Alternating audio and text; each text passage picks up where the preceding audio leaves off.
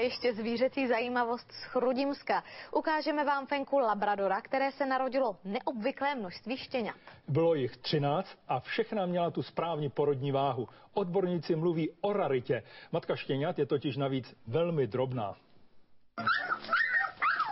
Více než 9 hodin rodila dvouletá fenka Katie svých 13 štěňat. Její majitelka paní Vacková prožívala porod s ní. Vyžadovala moji pozornost a moji přítomnost. Když jsem si náhodou odskočila někam ven, tak si pro mě došla. Labradoři mají v jednom vrhu v průměru 6 až 8 štěňat. Těmhle jsou už 3 týdny a přestože jich je tolik, rychle přibývají na váze. Fenečka labradora, která porodí 13 štěňátek a je prvnička, je celkom raritou. Na to, že je schopna je ještě uživit a štěňátka měly všechny normální porovní váhu, nebyly to žádný mrzáčci. Nejtěžší štěňátko váží 1630 gramů a to nejhubenější 1130.